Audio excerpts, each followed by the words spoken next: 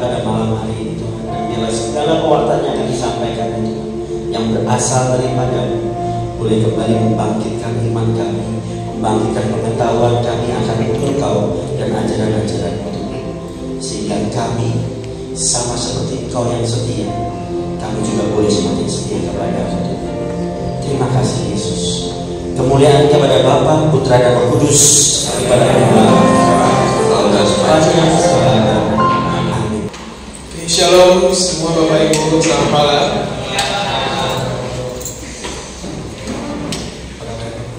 Perkenalkan terlebih dahulu ya, nama saya Tri Susto.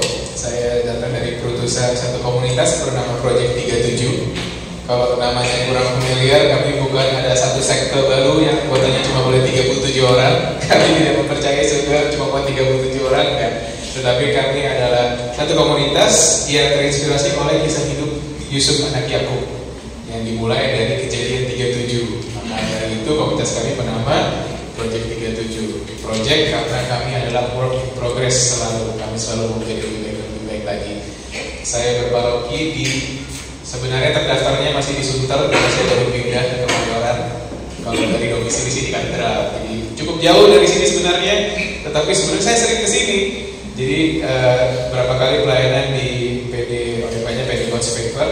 Jadi saya juga lumayan akrab dengan orang-orang di sini gitu ya. Setiap kali saya datang ke sini, ini saya selalu bilang, ini paroki tersibuk satu dunia kayaknya ya. Mau hari apa aja saya datang selalu parkiran penuh, ramai, nggak pernah dapat parkir gitu ya. Jadi saya yakin kalau kita semua hadir di sini bukan sebuah kebetulan, tapi sungguh karena Tuhan mau kita mengalami kembali kasih Tuhan. Tuhan mau kita kembali mengecap dan melihat kebaikannya gitu ya. Tadi saya sangat tersentuh dengan begitu banyak kata-kata gitu dari worship leader kita, di mana apapun keadaan kita, Tuhan tetap baik di dalam hidup kita. Saya pun datang hari ini dengan banyak keadaan yang tidak baik dalam hidup saya, banyak pergumulan, tetapi saya mau percaya gitu ya bahwa Tuhan itu baik. Karena kita tahu gitu ya bahwa apapun yang kita alami sekarang itu, kalau Tuhan biarkan terjadi, berarti kita bisa menanggungnya. Dan segala perkara pastinya Tuhan yang memberi kekuatan bagi kita untuk menanggungnya gitu. Hari ini kita bicara sebuah topik yang sebenarnya cukup berat gitu ya. Kalau kita berbicara tentang arwah, pastinya kita berbicara tentang suatu kehilangan gitu ya, suatu loss di dalam hidup kita. Kalau misalnya belum kehilangan berarti belum jadi arwah gitu ya. Iya kan, pastinya dong. Dan sejujurnya saya pun mengalami beberapa kehilangan dalam hidup saya. Papa saya meninggal ketika saya umur 19 tahun. Saya umur 33 sekarang. Jadi saya kurang bagus ya, cukup lama lah pokoknya. 14 tahun yang lalu kira-kira. Waktu itu saya masih di Australia, Papa saya meninggal di sini. Jadi saya sebagai sebuah background, saya itu 20 tahun tinggal di satu kota bernama Perth di Australia, di WA. Jadi saya baru kembali ke Indonesia tahun lalu. Jadi selama 20 tahun saya tinggal di sana. Jadi saya juga mengalami beberapa kehilangan gitu. Alasan saya kembali karena mama saya sudah tua. Jadi karena saya kehilangan papa saya, oma saya meninggal ketika saya ada di Australia. Saya nggak mau kalau mama saya meninggal saya nggak di sini. Saya tinggalkan semua di sana, saya pulang ke sini. Kalau kita ngomong soal arwah gitu ya, berarti ada suatu loss di situ. Dan seringkali kalau kita berbicara tentang suatu loss, kita nggak bisa menjelaskannya. Ya, jadi memang banyak hari ini kita berbicara tentang teologi gereja Katolik gitu ya, karena saya juga nggak berani kalau di luar dari itu gitu ya. Nanti saya teori sendiri lagi gitu kan. Tetapi yang pastinya sebelum saya masuk ke dalam itu semua, yang satu hal yang perlu kita sadari bahwa kalau kita sudah mau membicarakan ini, kita berarti sudah mau mulai berdamai dengan loss yang pernah kita alami. Karena kita sudah masuk ke dalam sesi yang baru, kita sudah masuk dalam fase yang baru dalam grievingnya kita, dalam kehilangan kita, yaitu mendoakan orang-orang yang kita sudah kehilangan gitu ya. Karena kita tahu gitu ada satu lagi, jalanmu tak terselami oleh setiap hati kami, namun satu hal ku percaya, ada rencana yang indah. Ya, kita percaya walaupun kita sudah kehilangan, ada satu rencana yang indah yang Tuhan sediakan buat kita. Saya nggak tahu itu apa buat saudara, dan saya juga pastinya juga belum tahu apa buat saya. Tapi saya percaya ada satu rencana yang indah. Ya. Yang penting adalah kita terus setia. Kalau kita sudah hadir di hari ini, saya yakin kok di Alam Sutra ini banyak kegiatan, ya kan? Kamis malam ini banyak kegiatan lain yang bisa kita kerjakan, tapi kita hadir di sini, gitu ya. Berarti kita mau hidup kita berkenan bagi Tuhan, ya. Tuhan menetapkan langkah-langkah orang yang hidupnya berkenan kepadanya. Apabila ia jatuh tak sampai berdeka, Tuhan menopang tangannya. Jadi kita percaya bahwa Tuhan sedang menopang tangan kita. Amin. Oke, kita akan masuk ke dalam doa arwah. Kemarin saya dengar minggu lalu nggak jadi PD karena bentrok ya dengan bisa arwah. Banyak semua itu bukan cuma di sini terjadi. Banyak PD-PD UMK saya juga kenal, dia juga mengalami schedule yang sama gitu. Tiba-tiba PD cancel, saya juga bingung kenapa di Instagram semuanya PD cancel. Karena saya suka PD gitu. Oke. Sejak dulu tradisi Kristiani selalu ada bagian mendoakan para arwah yang sudah meninggal. Ini yang harus kita sadari terlebih dahulu. Bahkan dari makam-makam orang Kristen yang ditemukan sejak tahun 180 sampai 200-an. Jadi ini kita ya 150 sekian tahun sejak Yesus meninggal dan bangkit ya. Itu mengandung kata-kata di batu nisannya atau terukir di makam-makamnya, doakan kami, atau semoga namanya siapa beristirahat dengan tenang. Mungkin mirip-mirip dengan ya kalau kita sekarang gitu ya ke kuburan atau ke kolumbarium kita melihat banyak kata-kata rest in peace apa segala macam gitu ya. Semua itu udah ada dan juga banyak doa-doa di sana. Bahkan orang Yahudi juga sudah menjalankan tradisi ini sejak dahulu. Jadi sejak dulu kala, sejak sebelum kita mengenal yang namanya gereja Katolik yang kita kenal sekarang, itu sudah ada. Secara sejarahnya itu memang tradisi gereja itu sudah ada bahwa arwah-arwah ini, orang-orang yang sudah meninggal tidak berhenti didoakan. Kita pasti sering mendengar ya, kalau misalnya ke rumah duka, oh dia sudah menyelesaikan pertandingan dengan baik, gitu ya. Tapi bukan berarti selesai sampai di situ. Dia sudah selesai pertandingannya di dunia ini. Kita kan belum, ya. Kita pun juga belum selesai. Jangan sampai kita selesai mendoakan arwah orang-orang yang kita kasihi, selesai mendoakan orang-orang yang kita kasihi ketika mereka meninggal. Karena mereka masih membutuhkan doa-doa kita. Kenapa demikian? Selanjutnya, kenapa kita mendoakan arwah? Sebenarnya sangat simpel. Ada beberapa faktor yang kita bisa baca. Yang pertama, kita bisa baca dari Alkitabnya. Ya. Yang kedua, gereja juga mengajarkan demikian. Ketiga, kenapa? Karena kita juga mau menolong arwah-arwah ini. Ya. Nanti saya jelaskan lebih lagi. Dan keempat, ternyata untuk kebaikan kita sendiri juga, gitu ya. Karena kita semua di sini seperti setumpukan tempe.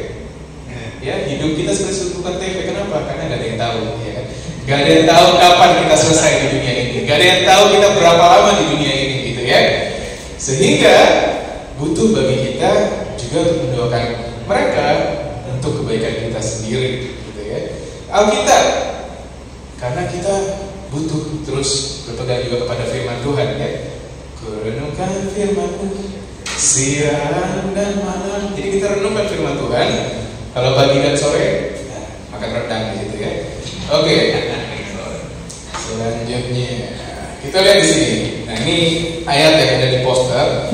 Kita buka aja di Makabe 2 Makabe 12. Saya bacakan saja. 2 Makabe 12. Nah ini pas banget gitu ya. Mungkin sedikit background. Makabe ini adalah salah satu kitab yang ada di Alkitab di Deuteronomika. Jadi apa yang terjadi ketika adanya gerakan Protestan atau Lutheran, Martin Luther pada saat itu berkata bahwa apa yang diajarkan di sini itu dia tidak setuju pada intinya demikian. Sehingga ketika adanya kitab dari kitab Protestan, ada beberapa kitab yang di-cut, sehingga perjanjian lamanya tidak sekomplit kitab yang di Deuterokanonica. Jadi kalau misalnya saya pun juga dulu ketika baru pertama kali join PD, kitab saya bukan kitab Deuterokanonica. Jadi kalau mulai dulu kan kita kalau pernah ikut retret hidup dalam roh ya, mulai baca firman setiap hari tuh udah nyampe ke Kebijaksanaan Salomo, kok mana ya, kok nggak ada, gitu ya. Atau Makabe kok nggak ada, karena kitabnya nggak lengkap. Jadi kalau misalnya belum dapat, belum ada, belilah ya kitab Deuterokanonica. Sekarang udah ada yang terjemahan baru. Nah terjemahan barunya ini worth it banget. Saya tahu di sini pasti mungkin udah ada yang megang kitab udah lama gitu ya, udah distabiloin, udah di apa, tapi terjemahan baru ini buat saya sangat memberkati dan perbedaannya lumayan jauh lah, lumayan bisa membawa dampak-dampak baru. Mungkin ayat-ayat yang dulu kita pernah pahami itu menjadi lebih dalam meaningnya gitu ya. Jadi boleh dicek. Oke, saya bacakan saja di 2 Makabe 12 38-45 ini aja cukup panjang ya. Cuma pada intinya di sini dibilang, saya berikan backgroundnya aja. Jadi Yudas Makabe yang ada di sana itu adalah seorang pemimpin perang. Jadi orang-orang Yahudi ini sedang perang, ya. Lalu orang-orang itu adalah orang-orang yang jatuh atau meninggal di dalam peperangan ini. Lalu apa yang terjadi? Yudas Makabe melihat bahwa banyak dari mereka ternyata memegang banyak jimat-jimat. Jadi jimat-jimat yang berhala. Sehingga di sini dibilang ternyata di balik jubah setiap orang yang tewas itu mereka temukan jimat dari berhala-berhala kota Yamnia yang menurut hukum Taurat terlarang bagi orang-orang Yahudi. Lalu menjadi jelaslah bagi semua orang mengapa orang-orang ini tewas. Karena itu mereka semua memuji tindakan Tuhan, Hakim yang adil, yang menyatakan apa yang tersembunyi. Ayat ke-42, mereka lalu menyampaikan doa permohonan agar dosanya yang telah dilakukan itu dihapuskan seluruhnya. Yudas yang mulia memperingatkan rakyat banyak agar menjaga diri dari dosa, sebab mereka telah menyaksikan dengan mata kepala sendiri apa yang terjadi pada orang-orang itu sebagai akibat dosa. Jadi di sini Yudas melakukan sebuah tindakan, yaitu berdoa. Setelah dari itu, secara singkatnya aja, dia juga mengumpulkan uang dari prajurit-prajuritnya yang masih hidup, dan uang itu dijadikan korban untuk menjadi korban penghapus dosa, dikirimkan ke Yerusalem. Di sini dibilang tindakan yang baik dan mulia itu dilakukannya karena dia berpikir tentang kebangkitan. Sebab seandainya dia tidak berpengharapan bahwa mereka yang telah meninggal itu bangkit kembali, sungguh bodoh dan sia-sialah mendoakan orang-orang yang meninggal. Namun jika ia memandang pahala mulia yang disediakan bagi semua orang yang meninggal dalam kesalehan, pikirannya itu suci dan saleh. Karena itu ia membuat pendamaian bagi semua orang yang meninggal, supaya mereka dilepaskan dari dosa-dosa.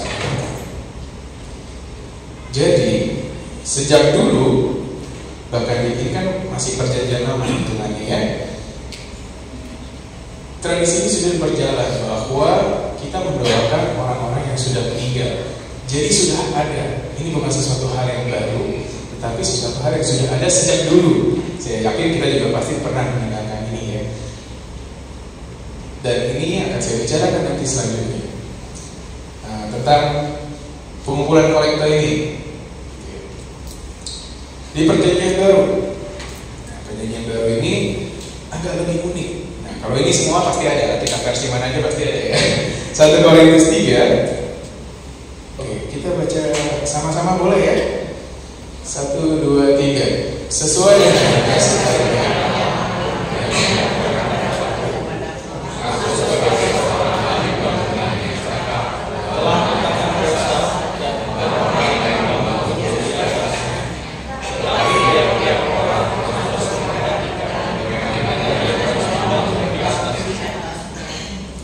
Karena tidak ada seorang pun yang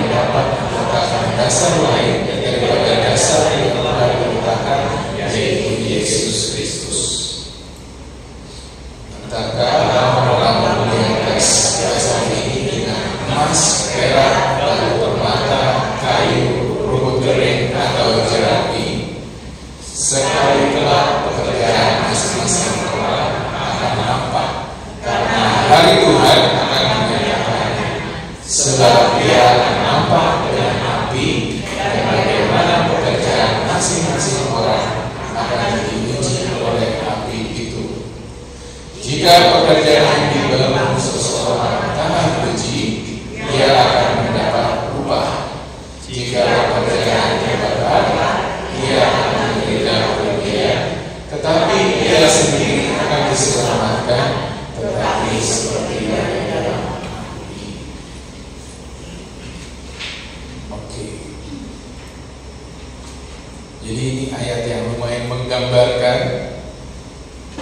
yang kita semua pasti pernah dengar dengan sebutan api ujian atau purgatory. Balik ke slide tadi juga ada satu ayat, bukan ayat ini, 1 Petrus 1 ayat 7. Sekali lagi ya, ini kita berbicara di sini tentang kehidupan.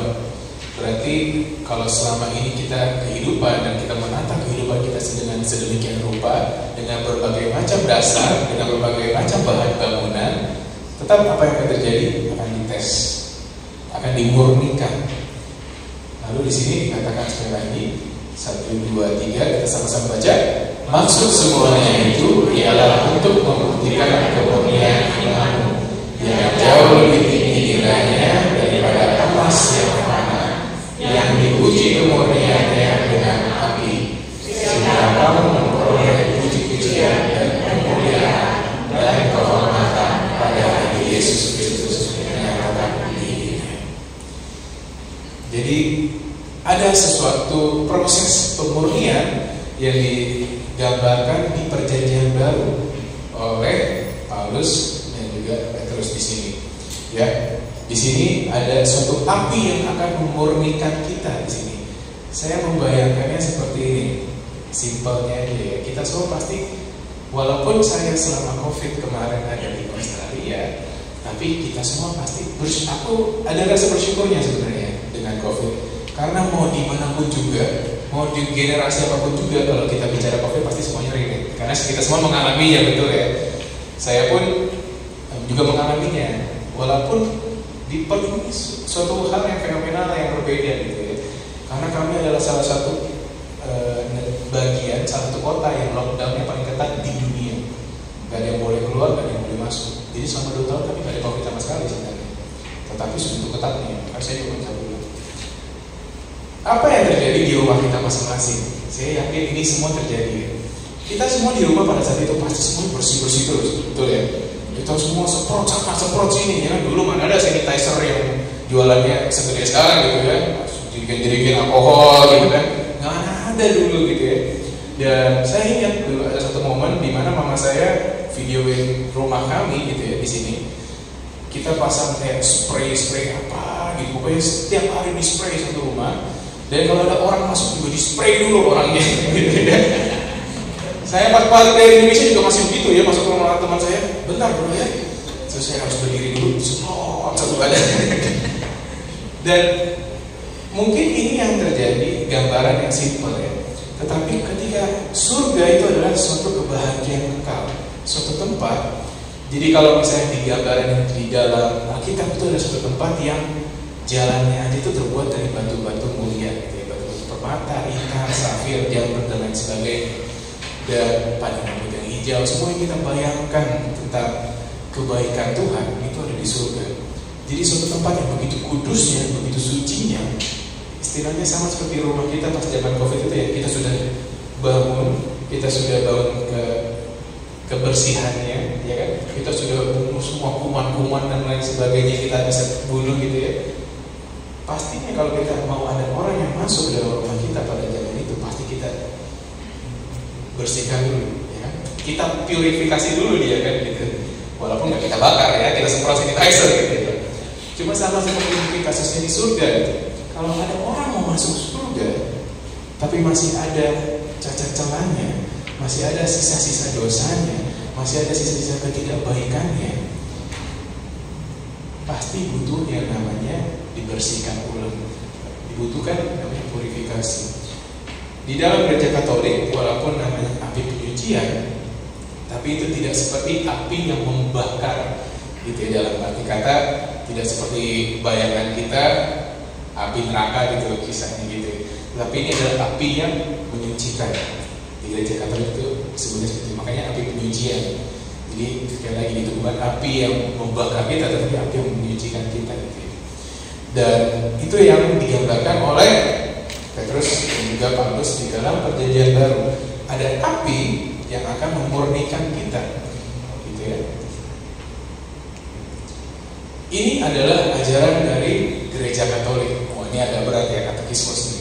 Teman saya percaya bahwa katekismus gereja Katolik ini harus banget kita baca. Ini saya nggak tahu baca nggak ya dari belakang, tapi saya bacain aja ya. Biar nggak salah. Di 10:30, siapa yang mati dalam rahmat dan dalam persahabatan dengan Allah, namun belum disucikan sepenuhnya, memang sudah pasti akan keselamatan abadinya. Tetapi ia masih harus menjalankan satu penyucian untuk memperoleh kekudusan yang perlu supaya dapat masuk ke dalam kegembiraan surga. Gereja menamakan penyucian akhir para terpilih yang sangat berbeda dengan siksa para terkutuk, purgatorium. Ia telah merumuskan ajaran-ajaran iman yang berhubungan dengan api penyucian, terutama dalam konsili, konsili dan juga tren. Tradisi gereja berbicara tentang api penyucian dengan berpedoman pada teks-teks tertentu dari kitab suci. Yaitu tadi yang kita sudah baca. Kita harus percaya bahwa sebelum pengadilan masih ada api penyucian untuk dosa-dosa ringan tertentu. Karena kebenaran abadi mengatakan bahwa kalau seseorang menentang Roh Kudus, ia tidak akan diampuni di dunia ini tidak, dan di dunia yang akan datang pun tidak. Itu ada di Matius 12:32. Dari ungkapan ini nyatalah bahwa beberapa dosa dapat diampuni di dunia ini, yang lain di dunia yang lain. Itu oleh Gregorius Agung. Jadi gereja Katolik sendiri mengajarkan bahwa untuk kita sebelum masuk surga pasti melewati yang namanya api penyucian. Karena kita semua di sini tidak luput dari dosa. Kita mempunyai satu, kalau misalnya di gereja benar ada kecenderungan untuk berbuat dosa. Sehingga ketika kita meninggal, ada proses ini yang harus dilalui. Jadi untuk sahabat-sahabat saudara-saudara kita yang sudah meninggal, ini adalah proses yang sedang mereka lalui atau sudah mereka lalui. Ya, sudah atau belumnya nggak ada yang tahu. Ya. Nanti kita bahas sudah benar sih. Tetapi pada intinya ini pasti akan terjadi. Maka dari itu kita harus menolong arwah-arwah orang-orang yang kita kasihi. Gereja mengajarkan bahwa doa-doa kita mempercepat proses pengudusan yang sedang dijalankan. Jadi makanya setiap kali kita misa pun ada bagian kami juga berdoa membawa semua atau jiwa-jiwa yang kami tahu sudah berpulang kepada Engkau, sehingga mereka dapat memperoleh istirahat yang kami juga kebangkitan. Dan itu harus kita lakukan terus-menerus. Santo Agustinus, saya nggak tahu bahasa Indonesia ya, tapi Santo Agustinus berkata seperti ini: tidak ada satu keraguan bahwa melewati doa-doa dari gereja, terutama melewati sakramen Ekaristi, dan juga melalui disociasi ini adalah perbuatan-perbuatan kasih, kita bisa membantu orang-orang yang sudah berpulang. Maka dari itu, jangan sampai kita juga berpikir bahwa Ekaristi itu cuma buat kita doang. Enggak. Tapi Ekaristi juga bisa menjadi persembahan kita untuk orang-orang yang sudah berpulang.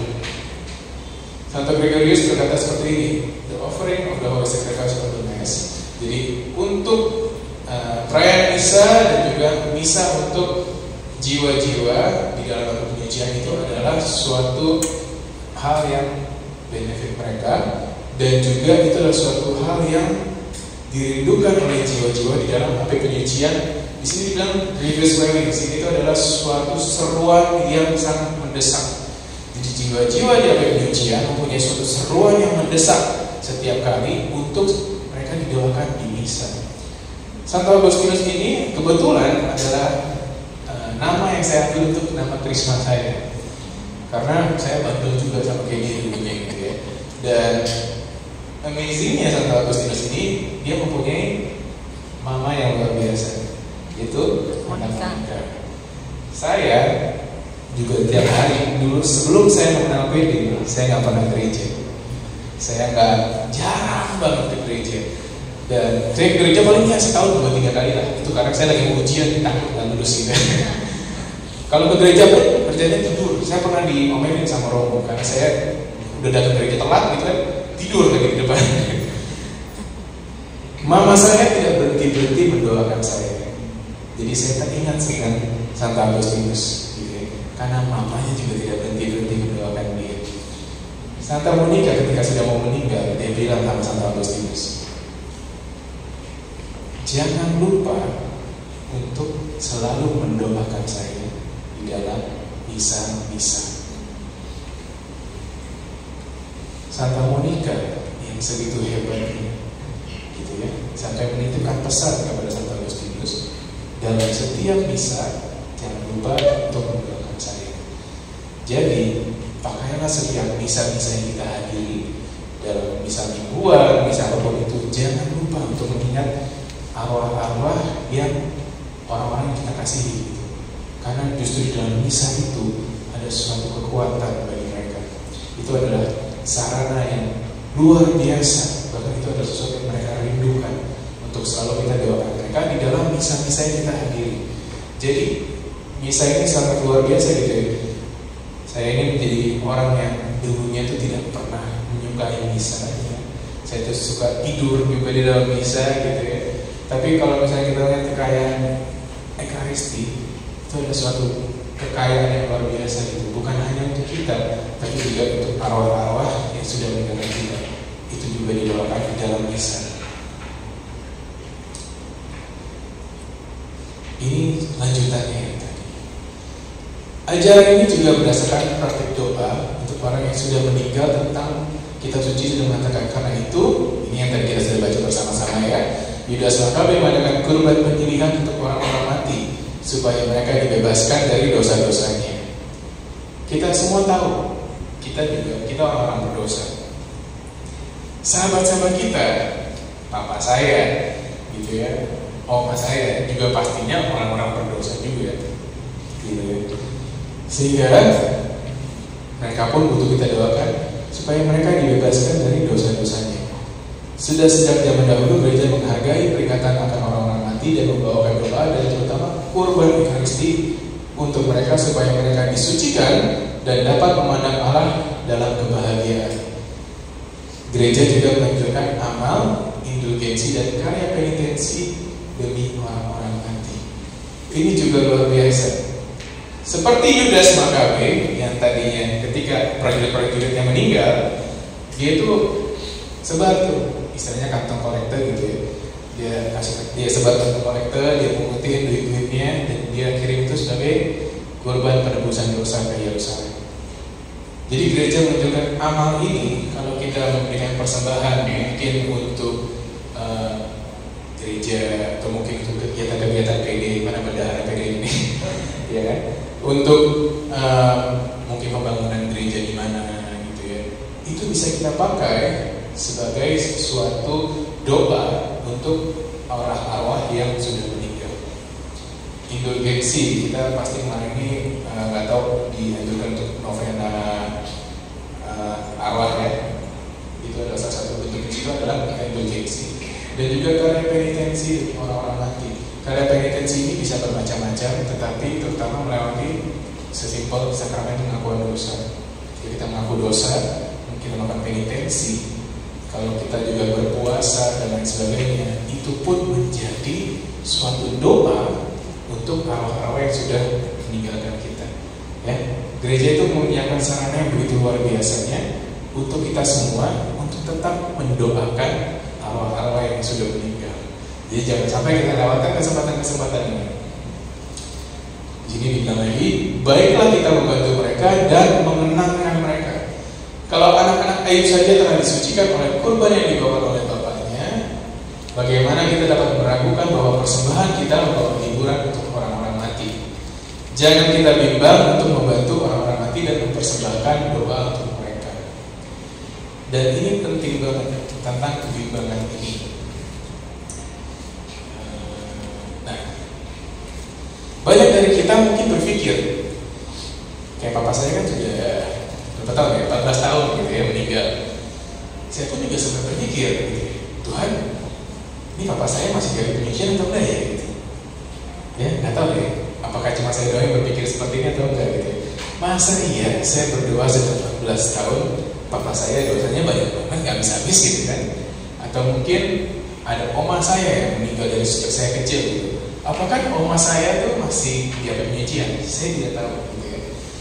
Dan di sini gereja mengajarkan bahwa ketika kita mendoakan untuk setiap arwah-arwah, kita memang nggak tahu mereka sudah melewati atau belum.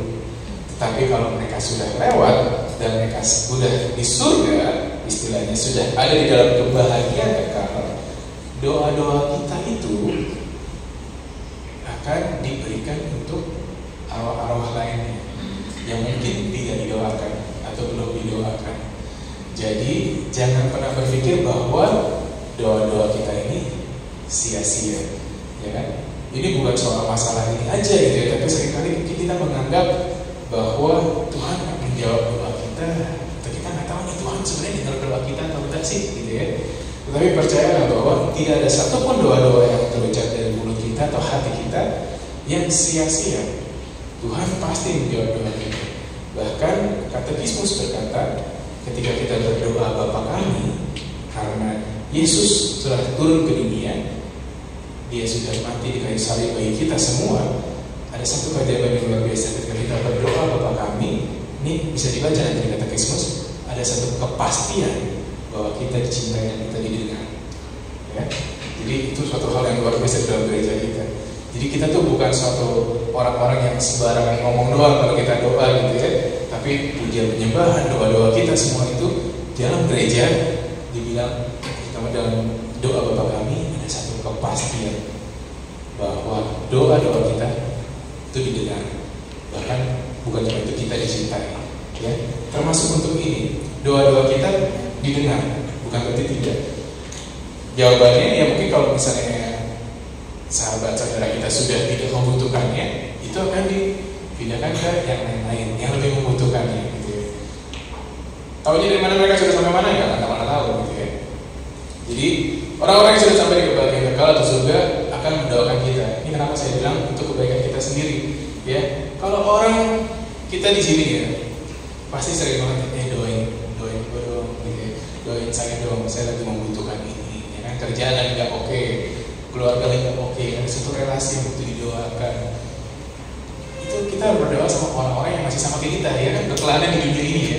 Kita juga nggak tahu ya, mereka, ya kan, kalau di media begini-begini di rumah kita nggak tahu gimana gitu keadaannya. Kita nggak pernah tahu.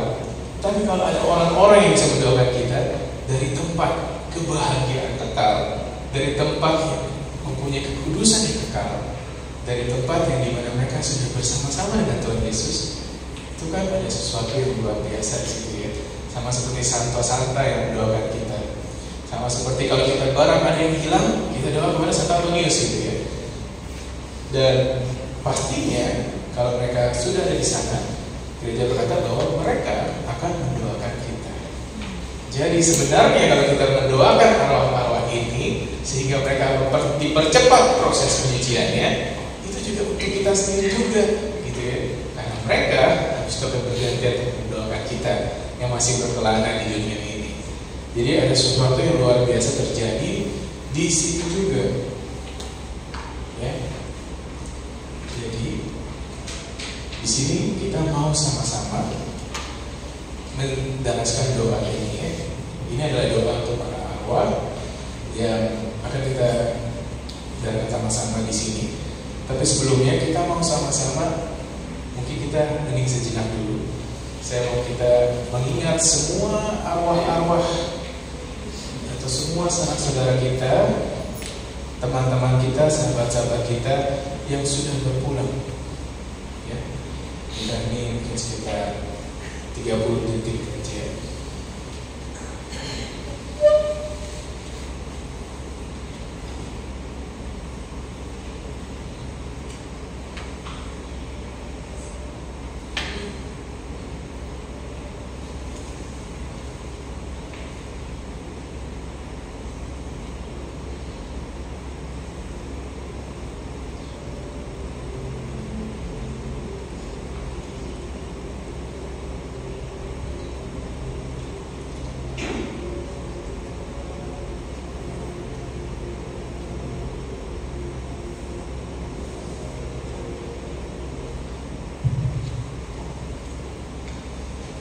Kita doakan bersama-sama. Tuhan yang berkuasa atas jiwa-jiwa, pandanglah kami yang berkumpul di sini untuk memohon kedamaian bagi arwah-arwah yang telah pergi dari sisi kami ke tempat yang tidak terjangkau bagi kami kecuali oleh-Mu. Kumpulkanlah mereka di bawah naungan sayap-Mu, di antara orang-orang saleh yang telah dimakamkan di sini dan yang dipersatukan dalam lingkungan jiwa-jiwa yang berbahagia untuk selama-lamanya. Puaskan mereka dengan kenikmatan kekal yang berlimpah dan kebahagiaan. Gembirakan mereka dalam taman Eden dengan kemuliaan-Mu. Biarlah mereka memandang keagungan-Mu di antara orang-orang kudus dan murni yang bersinar seperti surga Allah. Biarlah mereka tinggal dengan tenang dalam ketentraman dan kedamaian, agar mereka bersinar dalam cahaya abadi. Angkatlah tanduknya dengan hormat bersama jiwa-jiwa yang bersalah yang duduk di tangga tata-Mu. Tuntunlah mereka ke tengah-tengah di antara mereka yang berdiri di hadapan-Mu.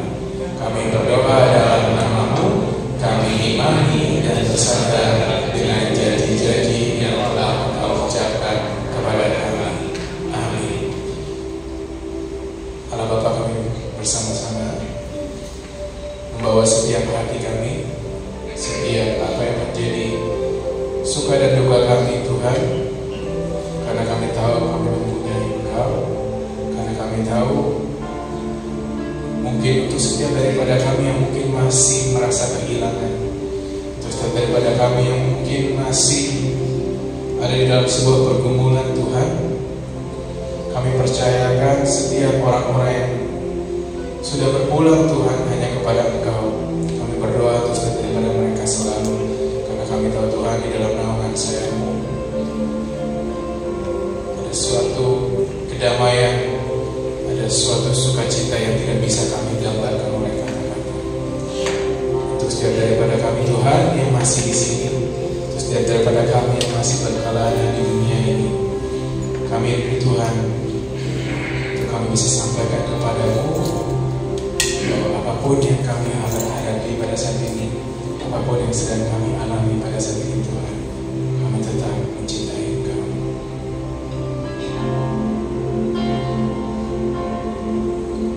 Ku mau cinta Yesus selamanya. Ku mau cinta Yesus selamanya. Meskipun badai silih